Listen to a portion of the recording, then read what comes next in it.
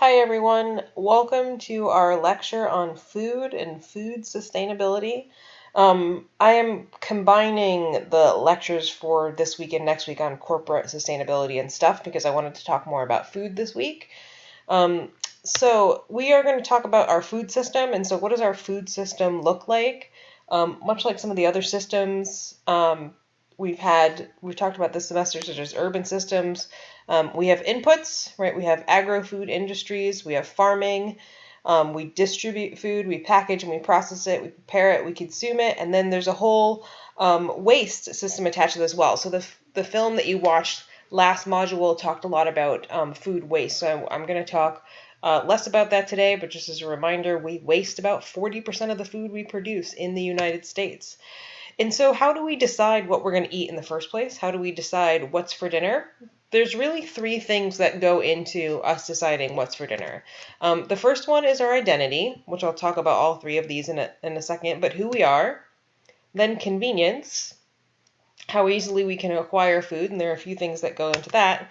And then the last one, and the one that tends to get, I don't want to say the least amount of attention, but is responsibility. That is the hardest one for a lot of people to do, and for a variety of reasons, including time and money and availability. So the first one is an identity, right? Wendell Berry says, we are what and where we eat. Food is a system of communication, right? Food is a very social thing. We eat food with our friends and our family. What we eat and what we don't eat says something about us. If you watch kids at lunchtime in elementary school, right, a lot of them are all eating the same types of things. They're all part of the same club. And perhaps if another kid is eating something a little bit weird, we might feel self-conscious about it. Including where we eat. Are we eating home, in fancy restaurants, and fast food restaurants? How we eat, including rituals and etiquette. Right, different families have different rituals. This family is praying before their meal. And then also personal preference, taste, values, pleasure, comfort, right? We have all kind of been raised in a food system, and many of us eat a lot of the foods that we were raised with or that came from a particular time in our life, and if we are less likely to try and taste foods outside of that. So generally speaking, we want to eat foods that are culturally appropriate for us. Some people, when they travel, they love to try a wide variety of foods. They're kind of all open to the new situations. But a lot of people, when they travel, they're very uncomfortable by food, right? We take a lot of comfort in the food that we're used to eating. And a lot of this also has to do with our ethnicity and our race and our gender. Not saying that we are somehow biologically ingrained to eat certain things because of our ethnicity, our race, or our gender, but very often certain foods are associated with certain ethnicities, races, or genders. The next one is convenience. So a lot of this is price and availability, right? So drive-thrus make food particularly available. Groceries are much more expensive than fast food. This has a lot to do with supply chains and the role of institutions. So there is a reason that fast food is so much less expensive than buying a bag of fresh fruits and vegetables. Right, we heavily subsidize a lot of the food that goes into fast food, things like corn. And then also you have huge corporations like McDonald's who just, due to their sheer economy of scale, can sell food really, really cheaply. So again, farms, who's processing the food, who's distributing the food, right? Not everybody has access to fresh, affordable, healthy foods, including through those retailers. And then our governments, right? Our governments can promote or help with food distribution. And then there's ease of preparation, time, economy, and culture. So, for example, I am a single working mom, and so when I get home from work, I have a limited amount of time by the time I pick my daughter up from preschool in order to make dinner, and then I'm also concerned budget-wise, and then I also want to eat something that is kind of culturally available and appropriate at the same time. But, very often, while I would like to cook a meal that takes hours, I don't actually have time to do that. And then the last is responsibility, and that's being aware of the consequences of one's actions, including what we eat. And that includes your physiologic health. Some people are able to spend a lot of time kind of going around and picking and choosing exactly what they eat and how healthy it is. A lot of this is social, has to do with labor and inequality and epidemics, right? Generally speaking, the food that is the worst for you is the cheapest. Um, Also, who owns the food and who has it available to them. And then the environment and the land. So when we think about people are worried about things like whether or not it's contributing to deforestation or pollution from pesticides or using too much water or plastic. So people will buy things like organic or sustainable. And so I just want to talk about a little bit how our food system has changed, um, for the time our species has been around. But first we started foraging, which is kind of a mix of hunting and gathering. Basically, we as a species kind of went out, hunted animals, and then also, ate kind of wild fruits and vegetables and things that we could find. We traveled around for that. And then we kind of settled into what I'm going to call peasant societies. So, kind of more permanent settlements where you're practicing agriculture, you start to herd animals. But basically, this is very local production of food. So you are, growing and eating the food that you have right there. You might be giving it to some type of person who owns the land that you're on, but it's all very local. And this is good because everything's kind of closed in a system where you're using your waste, and there's not a ton of kind of things that you're making that are not being put to use. But also, you're very susceptible to things like disease. If you have a disease that comes in through and wipes out your crops or your cattle, then everybody is going to suffer because you're not importing any food there. And then we kind of move on to colonialism.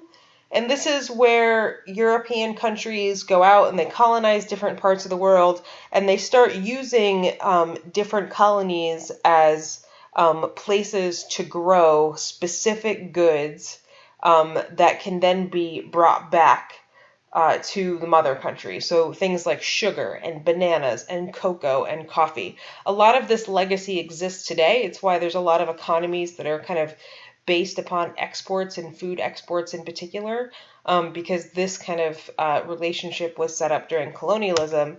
And finally, there's a few kind of smaller steps in between, but we get to the global food regime we have now. We have industrial agriculture, synthetic fertilizers, and pesticides, and we ship food all over the planet. Lots of countries kind of just rely on imports. We also have a U.S. dominated world food system, including food aid. So very often there's a lot of countries that rely on food aid from the U.S. And part of the reason that these countries are not growing food, or some of these countries are not growing food, is that if they grow, even if they're growing food in their country, the people in their country can't necessarily afford it because of this global food market. And so lots of countries, if you are green, you are self-sufficient in food. And if you are not, if you are red or yellow, that means you rely on exports. So lots of places in the world, not the United States, but a fair number of countries in the world rely on a lot of food imports. The United States, we certainly import plenty of food, but we grow way more food than we actually need. So a lot of what we import has to do with preference and things that we want, and then also cost. We might be able to get cheaper avocados from Chile than we might be able to get from California in a given year. In addition, the amount of people working in agriculture has decreased. This is U.S. employment, but generally speaking, back in the early 1900s, we had a much larger percentage of people working in agriculture compared to now. So very few of us are farmers. Very few of us probably even know farmers, but we need less and less people to grow the food. More and more people live in urbanized settings. About 80% of us live in urbanized settings, and even the 20% who don't aren't necessarily working in agriculture. In addition, the number of family farms, or the number of farms, excuse me, has decreased. And so that doesn't necessarily mean that there are less farmland being used overall. That's not true. It's that you have a lot of kind of farms that have consolidated, and we have like big agribusiness now who owns large plots of land. It's not the family farms that you used to have. So, having somewhere in the area of 6.5 million farms a little over 100 years ago versus about 2 million now. But our productivity has gone way up due to that industrial agriculture, due to those pesticides and fertilizers and machinery that were kind of created during an agricultural revolution. We also, we do a lot of different things with our food now. This is from Food Inc., which is kind of an old movie, but is still pretty good. If you have a chance to watch it, I recommend it. It's a documentary about our food system, but basically we also kind of grow everything bigger, bigger, bigger. Chickens now are much, much bigger than they used to be in 1950. Chickens were pretty small, and we have kind of genetically engineered chickens in order to grow much faster, so 47 days until it goes to market as opposed to 68. And because chicken breast became very popular for its health benefits and became kind of the preferred meat of choice, we also grow chickens to literally have giant breasts now. A lot of chickens, by the time that they reach their full, when they're ready to be slaughtered, they actually can't even stand up anymore. But in the United States especially, one of the problems with sustainability in our food system is we have this really big gap between representation, what our farm looks like in our head, and reality. And even though a lot of us understand that industrial agriculture happens, we fly over the United States, we look out the window, we see that, we still have this idea, this old MacDonald had a farm, basically that you have this farm with all of these animals on it and this fruits and vegetables, and there's this farmer, and this exists less and less today for sure. So that's kind of ingrained in us when we were young. And then also when we go to the store, the imagery that is used on our food is very much reminiscent of kind of a time past. If you look at this crystal butter, it's, cows on the hillside and Farmer John, right, this kind of imagery of this like Americana and this farm that really does not have just about anything to do with our food system today. So what does agriculture look like today? So we have industrial agriculture. It uses large-scale machines and fossil fuels to boost yields. I just want to make a point that even though we have this industrial agriculture with these large-scale machines, which is very much true, we still rely on quite a few people, many who are not from this country, to pick our fruits and vegetables. Most of our fruits and vegetables that you find in the store still need to be picked by hand, but things like wheat and soy do not. And these industrial machines are still fertilizing and watering and planting all of this stuff. So we're using irrigation, we're bringing in water from other places, we're using fertilizers and not, just like you used to do on an old farm where you would use kind of compost and animal manure. Now you're using synthetic fertilizers that are made using fossil fuels. And then pesticides, lots and lots of pesticides. And we also practice something called monoculture, which means we plant a single genetically similar crop. So often on big pieces of land, you will see corn planted as far as the eye can see. And corn is a big one because we use it for a lot of sweeteners. So high fructose corn syrup, all of our sodas are sweetened. It's almost impossible to find things actually without some type of corn in it. Corn is also heavily subsidized by the government. Everything from, if you see the word citric acid in something, citric acid comes from corn. But planting this single genetically similar crop, corn and soy and wheat are the big ones.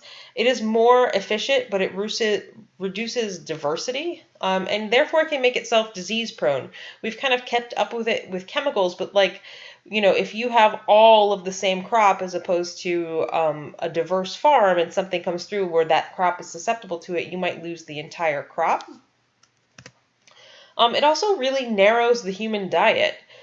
Most of us eat pretty much the same ingredients, um, a lot of very similar foods. We can actually eat a much wider variety of fruits and vegetables than we do consume. Um, and so the question is like, don't we need industrial agriculture? Um, and some would argue, yes, we need industrial agriculture. We need it to keep up with the growing population. We have been able to keep up with that food production without issue, though, while using industrial agriculture. But the fact of the matter is that even though we produce way more food globally than we need, and we waste a ton of it, we produce enough food globally to feed everybody on the planet, no problem. There is still hunger. Big problems with hunger in the United States, which we'll talk a little bit about later, and abroad. So hunger is mostly about distribution and not about production. There is plenty of food to go around. I want to make that point really clear. Often what we produce is unsustainable and wasteful, but we just can't get it to the people who need it for a variety of reasons. Most of which I'm not going to get into here, but also it's just hard to donate food and it's hard to get food to people. Even in the United States, there are lots of people in the United States who are hungry. And so some of consequences of this new industrial system that we have that is not very sustainable. Soil erosion, this is from the Dust Bowl, which happened right around the Great Depression. A drought hit the Midwest, and basically the fields kind of disintegrated and blew away. Caused a lot of people during the Great Depression to migrate to California. You can watch the film Grapes of Wrath, all about it. But basically, we are losing topsoil very quickly in the United States. It is eroding away very fast, and we kind of replenish it through all of these artificial mechanisms, but we are generally not very good at taking care of our soil. Also, water pollution and eutrophication. And so what happens is when you have a bunch of fertilizers on your farm and then you irrigate or it rains, a lot of that fertilizer runs down into local waterways. And that fertilizer causes a bloom of algae. The algae goes crazy for the fertilizer. And then the waterway looks like this, and it winds up choking out all of the other wildlife that is in the water. And then in addition, you're also having a bunch of pesticides in the water, which is not great either. I almost changed this picture, but then I did not. Threats to health and safety. We've had a lot of E. coli outbreaks. Right now, you cannot eat, or you should not be eating, if you do not know, all the romaine lettuce in the country has been recalled because of E. coli. It's often vegetables, and I'll talk about meat in a minute, but vegetables, especially salads and spinaches, that become contaminated with E. coli, causing a lot of people to get sick and to potentially die. We've also kind of lost farming communities. Farming communities are definitely suffering. It is harder and harder and harder for the small farmer to make a living in this industrial agriculture system. Generally speaking, they're not getting paid a ton for their food, and the inputs of machinery and pesticides and fertilizer is difficult to keep up with. And then you have larger and larger farms, so you kind of lose the small farming community. And then other effects on human health. This is a map of obesity rates in the United States from 2010. Because we heavily subsidize corn and soy and a lot of things that get put into a lot of processed foods that are not really good for us. This is one of the reasons behind the obesity epidemic. I'm not going to say that it's the only reason. That's a whole other complicated issue. But generally speaking, we spend a lot of money and spend a lot of time producing the unhealthiest foods that are then the cheapest, that then lead to chronic health problems such as obesity and diabetes. And then again, not just those loss of farming communities, but you also have a lot of poor farmers, both here and abroad. So generally speaking, when you buy a banana that is from another country, there are a lot of people taking a chunk out of the price of that banana. The retailer is getting the biggest out of it. The person who grows it and picks it is getting pennies on it compared to what you pay for it. We've also changed our landscape. If you've spent any time out in Imperial Valley, you can understand that Imperial Valley doesn't look anything like it used to, right? We have really massively changed the earth in some places in order to grow all of this food. There's been a lot of food movements to try to change kind of the sustainability of our food, including things like eat locally, think globally, right? Eating local foods, a lot of people think that is better. That is not necessarily true, and your exercise in this module is going to be looking at that. But also things like eating organic, Michael Pollan, Alice Waters, these are kind of big food advocates. And then Food Inc. was kind of one of the first, again, documentaries. If it was available for you guys on the internet without paying, I would have had you watch that film, actually, because I think it really kind of does a good job of summing up our industrial food system, but unfortunately it was not. So a lot of pushback against this new global food system. People being worried about things like genetically modified foods.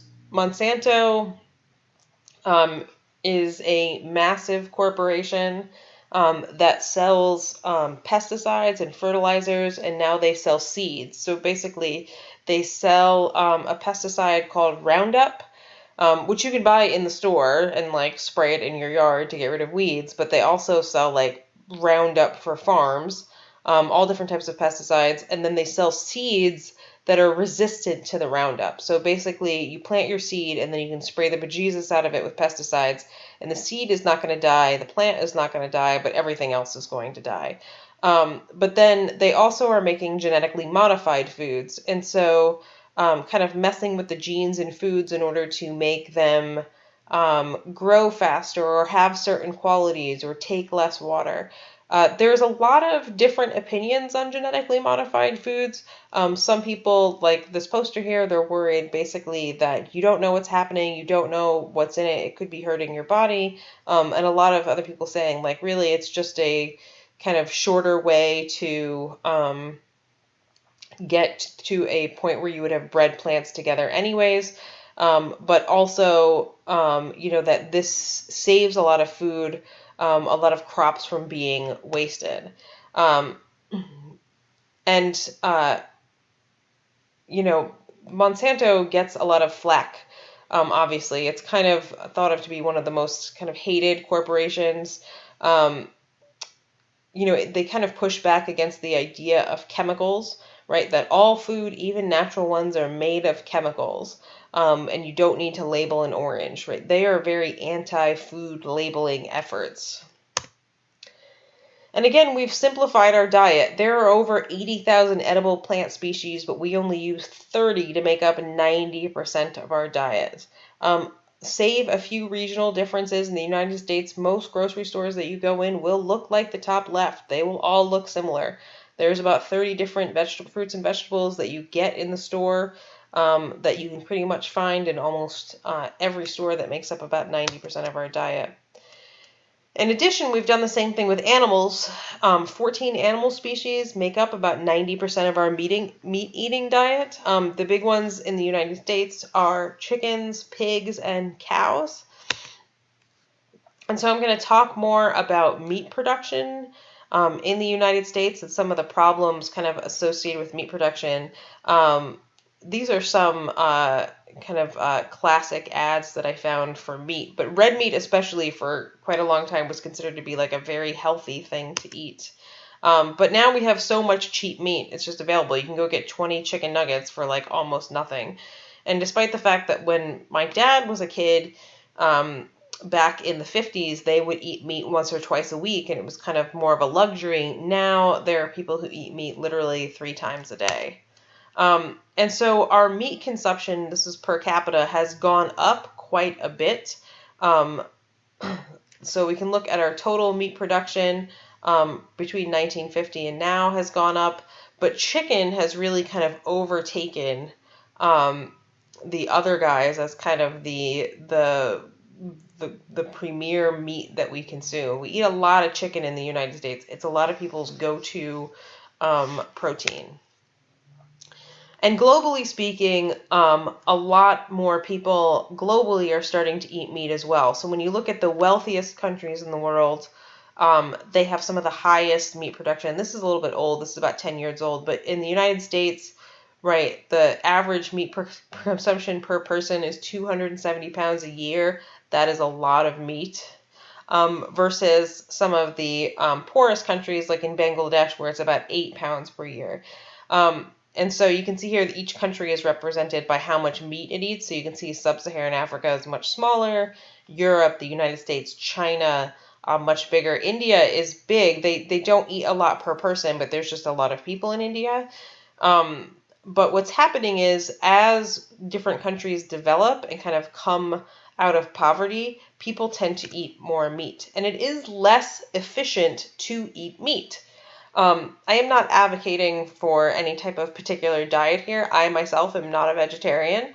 But when you take 100 kilograms of grain, you can get 10 kilograms of cow, which translates into, a cow will eat 100 kilograms of grain, which you can get 10 kilograms of cow into 1 kilogram of people eating steak. As opposed to, if you go straight from the grain to the people, you can feed a lot more people, right? You lose a lot of energy by feeding it to that cow. And a lot of cows and a lot of animals now are raised in something called CAFOs, which are concentrated animal feeding operations. If you drive up the 5, you can see a few of these off the side of the road. But basically, the way that it works is, I'm going to tell you how a CAFO kind of differs from traditional animal agriculture. But traditional animal agriculture, you had a farm and you had a variety of animals. You had pigs and chickens and cows, and then you also had vegetables on the same farm, and then you had a farmer who took care of everybody. You needed some inputs, you needed the sun, and you needed some water. But you got rid of those vegetables, and you got rid of the farmer, and you got rid of the variety of animals, and now you just have one type of animal. So it's cows, or it's pigs, or it's chickens. Those are the big 3. Sometimes it's turkeys. But now you just have loads and loads of animals kind of living all together. Cows spend about 6 months at pasture, and then they are separated from their mothers, and they are trained to go to these concentrated animal feeding operations. But very often they're inside. There's some on the 5 that are outside. And what they do is they feed these animals water. It requires a ton of water and a ton of corn. We have fed cattle now grain, which leads to all kinds of bad stuff in their stomach. It makes them sick. They're not really meant to digest corn. But because we're trying to also fatten them up so fast, we wind up with massive amounts of manure. These huge manure pools. And these cows are often standing in their own manure pretty deep anyways, which is one of the reasons why you can get contamination of things like E. coli when the animal gets slaughtered. But this is a pig CAFO. Very often these guys are kept inside. They never see the light of day. But what you see here, this is manure. This is manure. Here is a local pond. So you can imagine this is a lined pool. If this pool leaks, gets into the groundwater, it's very easy to affect your local waterways. So you can get lots of pollution, water contamination, including increased nitrates, antibiotics from the animals. These animals are fed lots of antibiotics to keep them alive because of this diet that they're eating and the close proximity that they're living together. Also, a lot of them don't make it, so they bury dead animals on the property, which can also contaminate the water. And then air pollution. E. coli can become airborne. You have lots of increases in childhood asthma and hydrogen sulfur in the air, which makes things very unpleasant. These CAFOs tend to be located in poorer areas because nobody wants a CAFO in their backyard. And so if you live near one, you have this degradation of living conditions. You have horrible odor and an inability to use your yard. Your property is devalued. You can literally get wind blowing manure onto your property. And so again, they're put in poorer rural communities who have kind of less agency to fight against them. There's also a lot of labor issues. People who are slaughtering these animals, very low pay, many undocumented workers that are recruited from Mexico, and they work in horrible and often unsafe working conditions. And they can't really fight back against any of these conditions because they're undocumented, so they really don't have any power. It also takes an incredible amount of water, again, to get 1 pound of beef requires 1,800 gallons of water. So that's an incredible amount of water just to get a couple of hamburgers out of it. And then a lot of land is being deforested, especially in the Amazon. Some to grow soy and things, but then they also will graze the cattle on it. Again, cattle need to be grazed on a pasture for the first 6 months of their life before they're put into this CAFO. So as we've had this massive increased demand for animals, we need land in order for them to graze. 45% of the world's grain is fed to livestock, and that endangers food security for the world's poor. So again, if you have a country that is battling hunger and it's growing grain, rather than that grain going to feed that people on a global market, it's going to feed cattle that is going to feed wealthier people. And foodborne illness. Again, I talked about how these animals are often kind of sitting or standing in kind of their own filth, and this can lead to a lot of problems when they are slaughtered. And so this is from 2010, but states with reported cases of salmonella and E. coli and listeria. Listeria can lead to miscarriage. It's one of the reasons why you have a lot of restrictions on what you can eat. You can't eat deli meats and such when you are pregnant, because listeria, if the average person gets it, makes them a little bit sick, but if a pregnant person gets it, it's really bad. Then E. coli, which again, all the romaine lettuce in the United States has been recalled due to E. coli, and there have been deaths reported from that. Salmonella is probably one of the most common ones, and you can get extraordinarily sick from salmonella. My dad was hospitalized for 2 weeks after contracting salmonella and was extraordinarily sick from that. So lots of problems with foodborne illness, and this is reported foodborne illness. So plenty of people get foodborne illness and it does not get reported at all. And then again, health concerns: obesity, cancer, heart disease, diabetes. A double Whopper with cheese meal is 1,568 calories, lots of saturated fat and salts and things that aren't very good for us. It is the same as eating 7 candy bars or eating about 10 bags of chips or drinking 7 beers, which is too many beers. Nobody should be drinking 7 beers. But this is very cheap, right? This soda and this double Whopper and these French fries. You can probably get this for $5 or $6. And so kind of ways to kind of fight back against this animal agriculture, some of the solutions, places like the Humane Society and PETA. I am not a huge fan of PETA. I apologize in advance if some of you are big into PETA. PETA is the People for Ethical Treatment of Animals. And in my opinion, they often go too far, and they often objectify women in order to get their point across, which is not the best, in my opinion. But people advocating for going vegan or vegetarian, a lot of ideas between the individual versus the collective solution, excuse me. So is it about what people are choosing at the store themselves, or is it about what the government and the FDA can do to keep us safe and to fight for animal welfare? And then also science-based solutions. We literally acid wash a lot of our meats or irradiate a lot of our foods in order to get rid of potentially foodborne pathogens. And a lot of people argue like it's the system that is the problem. We don't need to lay a bunch of science on top of it. Basically, we need to go back to a more sustainable system.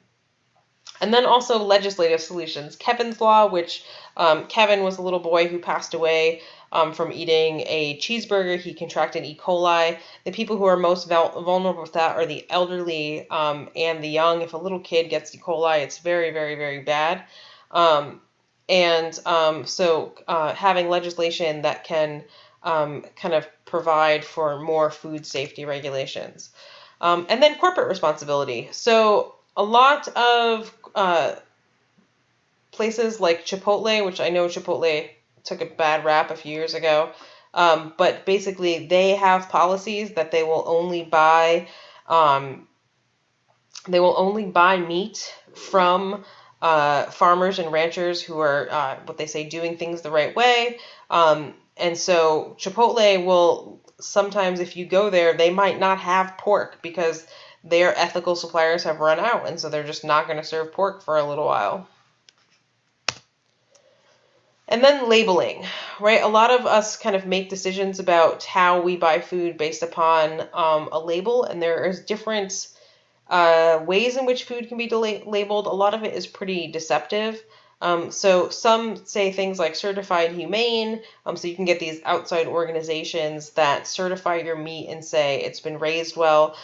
Eggs are one of the most not mislabeled, but labeled in a way that is deceptive, kind of more than a lot of other things.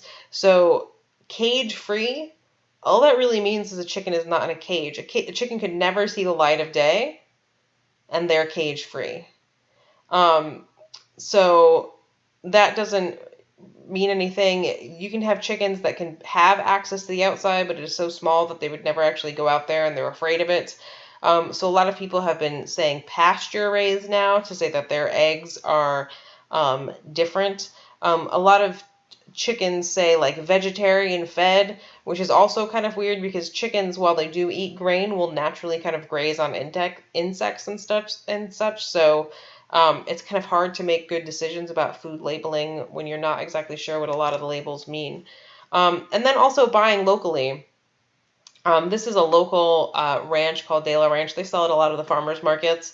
You can go to the farmers market, buy from them. You can order from them. It is locally raised, very, very fresh meat. So the idea is like buying stuff not from, kind of that big industrial agriculture, but if you can afford it, this stuff is not cheap.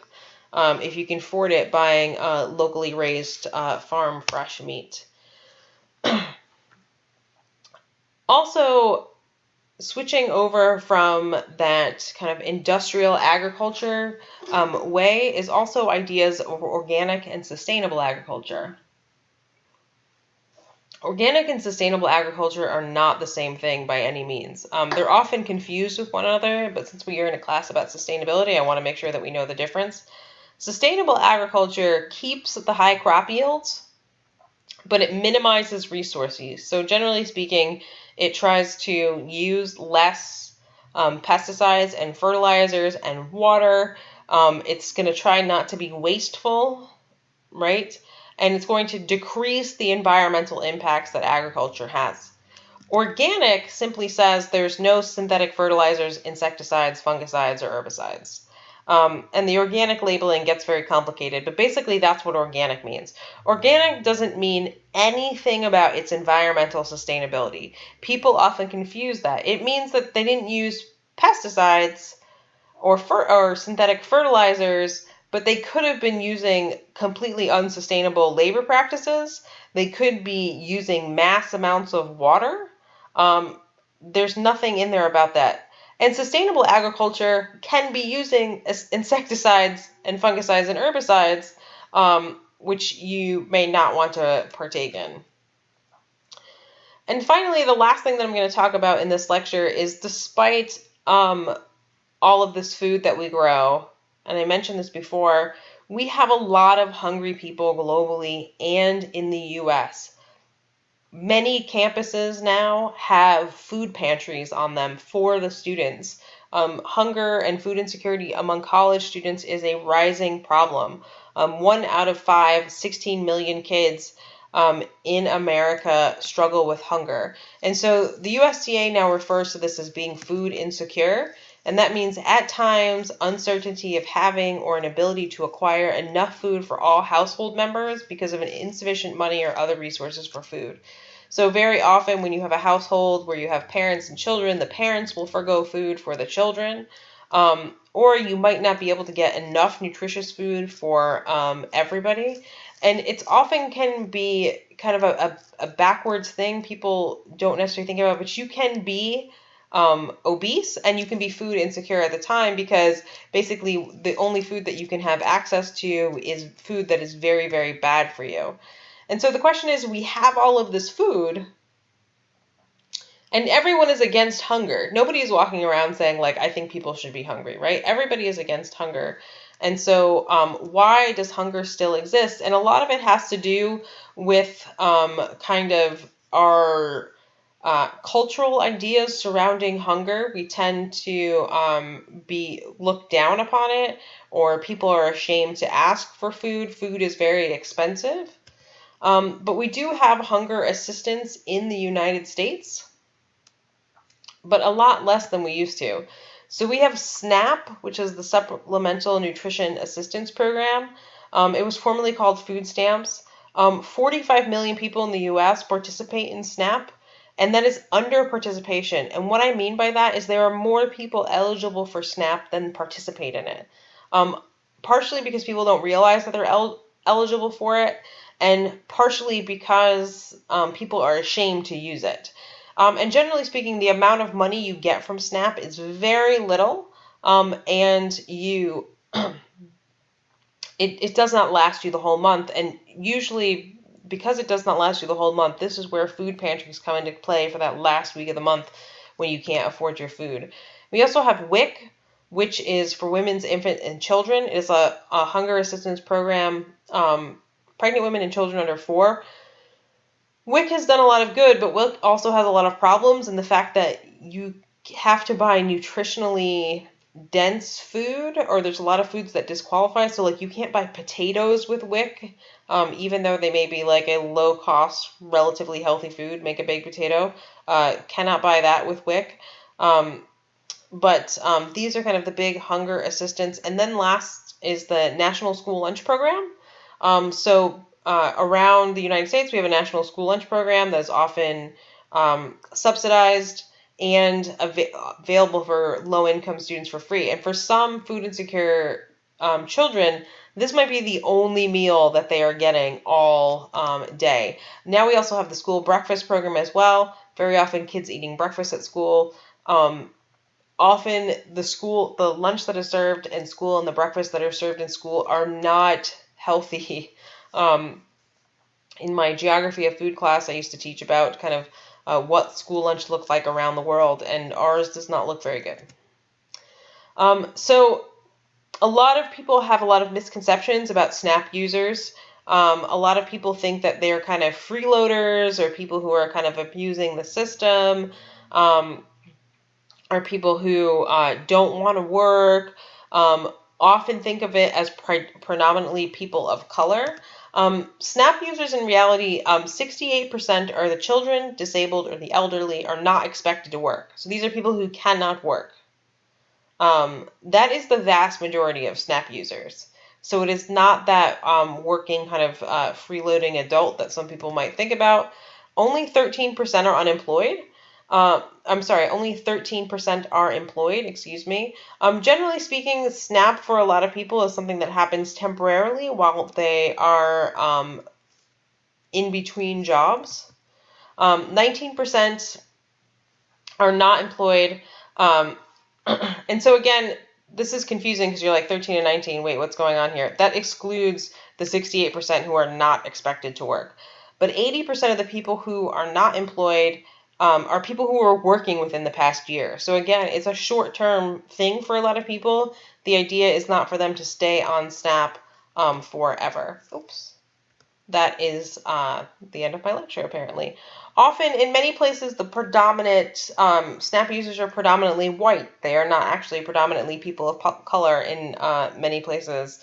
There's a lot of kind of rhetoric out there that often is quite racist about SNAP users.